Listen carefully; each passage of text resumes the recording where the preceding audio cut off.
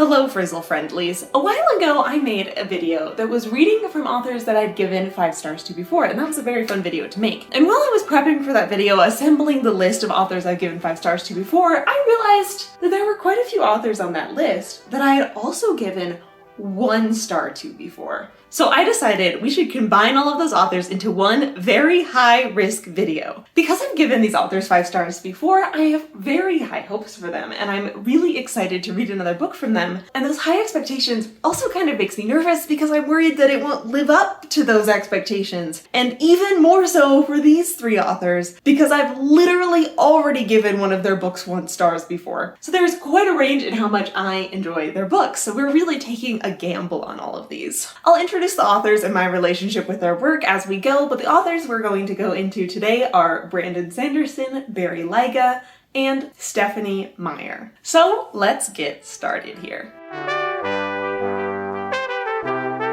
So I once loved Brandon Sanderson books. In fact, I have given 7 books by Brandon Sanderson 5 stars. And I have also given 1 Brandon Sanderson book 1 star, which is White Sand. And you might be thinking, Chloe, White Sand is just a graphic novel, that's obviously an anomaly. Does this author really belong in a video where you're reading books from authors that you've given 1 star and 5 stars to before when the 1 star is obviously a fluke? Well, yes, because I think a combination of my reading taste slowly changing over the years and Brandon Sanderson's writing style slowly changing over the years is making us slowly become less and less compatible. The last time I gave a Brandon Sanderson book 5 stars was from 2016. My enjoyment of his books is definitely on a downward trend, but I am hoping that this book, The Frugal Wizard's Handbook for Surviving Medieval England, will turn that all around, because as soon as I saw the cover for this baby, way back when it was just like a teaser preview cover, I saw wizard hat, gun, which to me says urban fantasy, and I love the genre of urban fantasy. I love that mix of real world and magic together.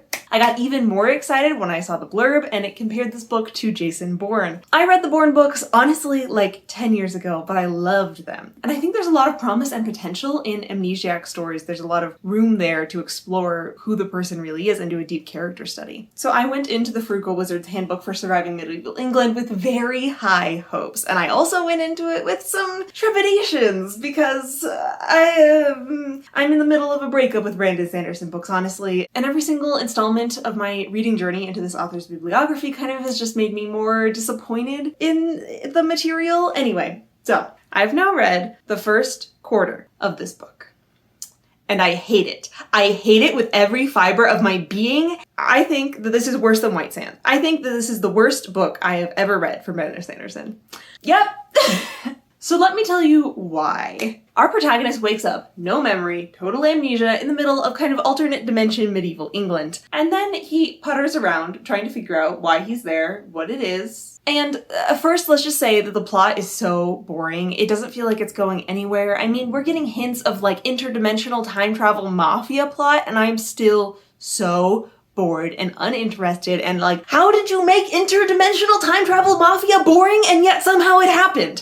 And then the amnesia plotline. Okay, here is what the genius is of amnesia plotlines. You have a character who's a blank slate, and then they slowly start building like a new personality for themselves. They're defining who they are as a person, kind of independent of any background. They're making decisions of the type of person they want to be, and then slowly they might be finding clues about who their past self is. And then these 2 things, the present newly built self and the past self, can come into conflict. And you can get these rich internal conflicts and character arcs where it's a person deliberately choosing to remake themselves because they like this new them better. And that is where the sweet genius of character development in amnesia plotlines comes in. And then you also have the extra mystery that can come from your protagonist not knowing what they're in the middle of, because you can have them in the middle of the biggest, most complicated scheme, and then they have no idea what's going on, and then they keep getting confronted with all of these pieces in motion, and then there's this extra tension and stakes to it all because they don't know how big the danger is. And that provides that extra intrigue and tension to the story. And then we have this one, and then we have this one, and it does neither. Let me elaborate. The mysterious plotline that the character has been dumped in the middle of and doesn't know what's going on. No, there isn't any stakes. There isn't any tension. He's just kind of encountering locals and chatting with them, and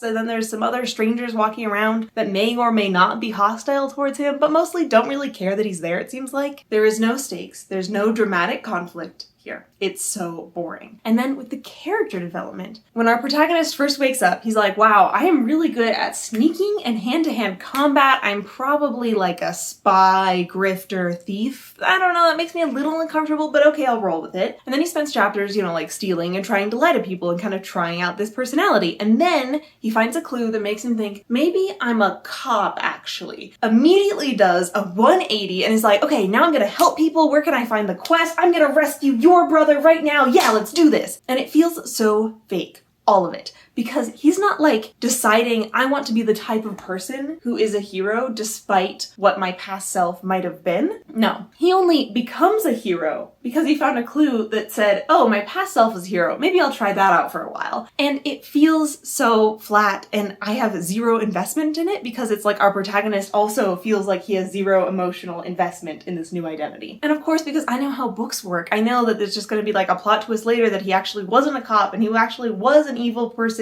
But now at the end, he's established this new heroic persona and he's gonna stick with it. And you know what? That would have worked if he actually decided to do it because he wanted to, because he felt like doing it, and not because that's what he thought his past was making him do. And there's one other thing I would like to complain about, which is the utter condescending tone of this book. So our protagonist is trying to figure out who he is, right? And he's always looking for clues. So then when our protagonist easily does something athletic, he'll then make the comment, wow, look at that, I'm athletic. And it's happening with everything. Every little thing that our character does, he has the need to comment on it, to underline it, just so that the reader doesn't miss this clue that he's athletic. Okay, he's athletic. And I'm using athleticism as our example, but it comes up with every single one of his character traits so clearly, so specifically for the reader. And it's okay, yeah, I got it. You already showed me the thing. You just showed him being athletic. I do not need you to then also tell me it. You already showed it to me. It just feels so redundant and wordy, and the book has no respect or trust for my own level of intelligence. Anyway, so I'm gonna give this book 1 star because I hate it. I think it's terrible, and I'm stopping reading it right now. I am not going to continue with a book that I hate.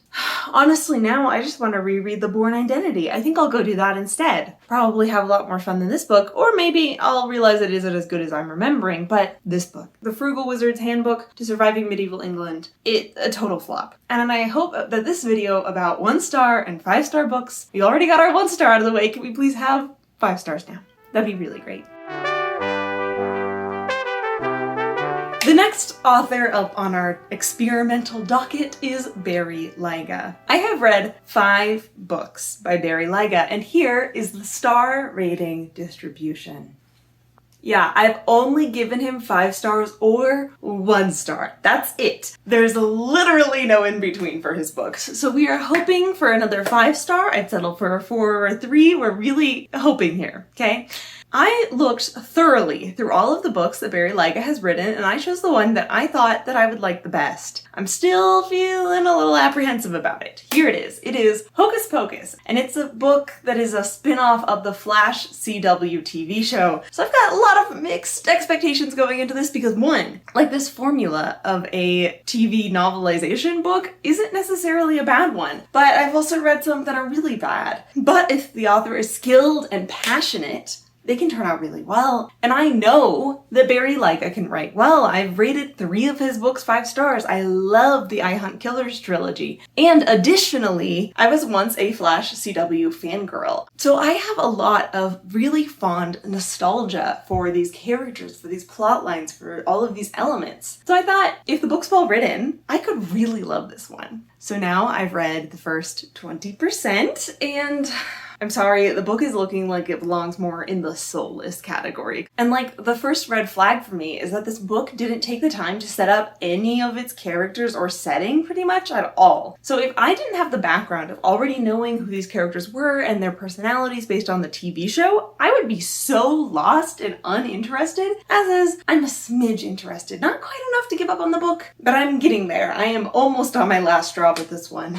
Because this book, it doesn't feel like it has like a real strong narrative thread. We are always jumping from character's perspective to character's perspective, and not really for any discernible reason, just to like see the next wacky thing that's happening, and it feels really annoying at this point because like, where are the characters' motivations or conflicts? And then it's just spent chapters setting up the villain. Wow, aren't these characters wacky? And I don't care.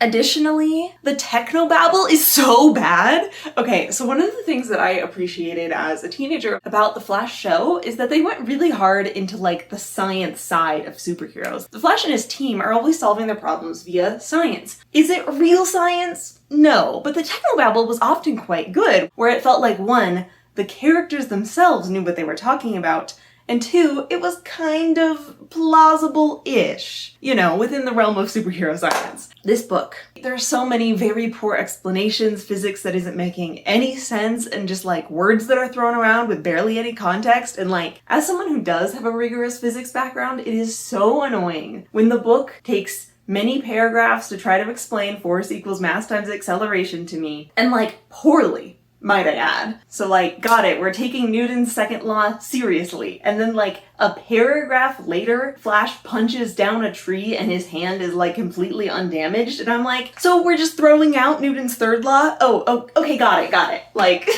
come on. And I get it, in Flash media, it's like par for the course to just ignore things like sonic booms and whatever, and like, okay, I can do my suspension of disbelief, physics is different in this universe, but like, just make some attempts to make the technobabble make sense and feel like actual scientists are talking. So this book, I'm feeling really meh about it. I'm gonna read like at least a few more chapters and see if it gets any better, and I have hope, but that's how I'm feeling right now about Hocus Pocus. Hello, I'm halfway through the Flash Hocus Pocus, and it did not get better. It, in some ways got worse, and it's so... So here's the plot of this one. The Flash is fighting a supervillain who can control people's minds with nanites. There's also this countercurrent plotline where the Flash has encountered a few times this magical practitioner, Madame Xanadu. And she's also very boring because all she does is like show up and do some tarot readings and be like, your destiny is your own! And it's so stupid. It feels like this book is too scared to show us the Flash's emotions. It's too scared for any of the characters to really get emotionally vulnerable. Like, there's some really scary situations where the Flash is being mind controlled. If you're in the Flash's shoes, I would be terrified. And yet the Flash says, I'm not scared, and then acts scared, and then it's just like, well, that was an underwhelming scene. And just like the further we get into the plot, the more nonsensical it is. Like, the Flash was mind controlled in order to steal some jewels, and now the city hates him because obviously he's turned evil. But then like, the mind-controlling villain was right there on the scene while he was stealing jewels, and the mind-controlling villain has since mind-controlled people all over the city, including like news anchors and everyone, and it's like, you think people would have been able to figure it out that Flash was just getting mind-controlled? But apparently not, because we need it for the drama. And like, I'm willing to excuse plot holes in books where I'm having fun, but I'm just so not having fun in this book. And so I'm giving up. I made it 52% into this book, and I am DNFing it. Now, what am I going to rate this book? I have been debating back and forth between 2 stars and 1 star. And for me, the definition of 2 stars is like, meh, it was okay, but like not good enough to make me want to keep reading it kind of thing. And 1 star is like, just no, it's bad. And I think I've got to give this one 1 star. Now, I know if you're just watching this video, it might seem like I give out 1 stars all the time, but I really don't. Like, here is the breakdown of all of my reading this year before this video, and then here's adding the 1 stars from this video so far. I do not give out 1 stars willy-nilly. It's gotta be a book that I feel is genuinely bad. Because for me, a 5-star book is one of my favorite books. A 4-star book is I loved it, but I wasn't quite obsessed to favorite book level. 3 is I liked it, it was okay. And 2 is meh, it wasn't for me, I didn't really love it. But I would still recommend books to people that are 2 stars and up. Like if someone's taste aligns with a book that I gave 2 stars, I would still happily recommend it to them. But once I've reached the 1-star level, I'm like, this book is so bad, I would never recommend it to anyone under like any circumstance. And that's how I feel about this book.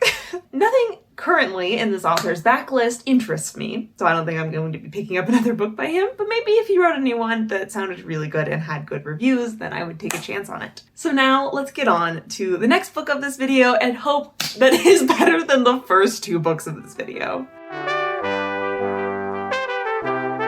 So here is my history with the author, Stephenie Meyer. When I was about 13, I read the Twilight series, and I was obsessed with it. I was firmly Team Jacob. My favorite of the books was New Moon because it had the least Edward being stupid and the least Jacob being stupid all in one book, I felt like. Anyway, between the ages of like 13 to 15, I probably read the Twilight series about 3 times. And then I grew out of it. I haven't picked it up since, but I have some fond memories. Looking back, I'd probably rate them like 3 4-star books, but at the time, I would have given them 5 stars. And then I discovered the book, The Host by Stephenie Meyer, and that is my 5-star book for her. To this day, I've reread The Host probably around 15 times. I love it. Then, you might be wondering, what is the 1 star? If it's not Twilight and it's not The Host, it is Stephenie Meyer's other book, which I tried to read around when it came out, called The Chemist. So, here's my distribution of star ratings for Stephenie Meyer, and now we are jumping in to another book by her, Midnight Sun. So this is Twilight, the classic teenage vampire romance novel told from the perspective of the vampire. And if you had told me going into this video that the Twilight book would be my favorite book of this video by far, I would not have believed you. But it is very true. I'm only 10% into this book, and right now I'm feeling like 4 stars about it. I'm like actually legitimately loving this book. Because let me set the stage for you. Twilight, from Bella's perspective, is about a girl who moves to a gloomy town and she meets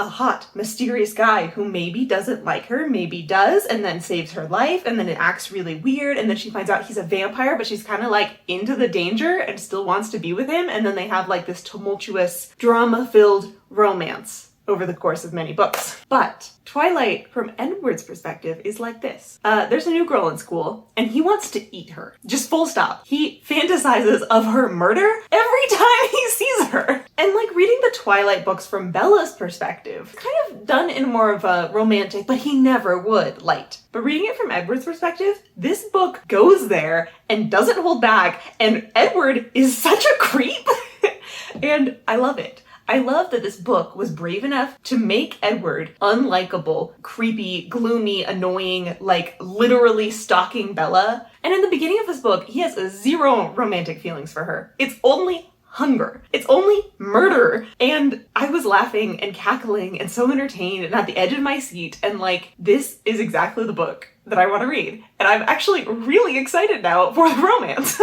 I'm really excited to see how his feelings shift from I want to eat this girl to okay, maybe actually I want to spend the rest of my life with her, because that's gonna give me like such good angst and drama, and like I'm here for it. And I find Edward as a character so compelling. Like he does feel like an old-timey old man being forced to do high school over and over and incredibly bitter about it. And now about 10% into this book, he's slowly transitioning from only feeling I want to eat Bella into kind of really being obsessed with Bella and stalking her a little bit because he wants to eat her, into okay, now he's starting to get to know her and he's kind of developing a crush on her, but he's having a hard time recognizing that that's what's happening because his main feeling is still wanting to kill her. And I am so ready for this book to convince me that the romance can work anyway. I am on board for this ridiculous, toxic, messy story. And like, I gotta say, this book is also like really well written. It gives Edward such a distinct voice. His vocabulary is like bigger and more refined than you would expect from like a high schooler, and it really comes through in his narration. And I think I am enjoying this slow rumination in Edward's creepy, judgmental, pessimistic thoughts. Anyway, so I'm excited for the romance, I'm excited for the drama, I'm excited for the vampire action, which is often off screen when you're from Bella's perspective. I'm just so pumped about this book. I am now halfway through Midnight Sun, and my enthusiasm for it has waned a little bit.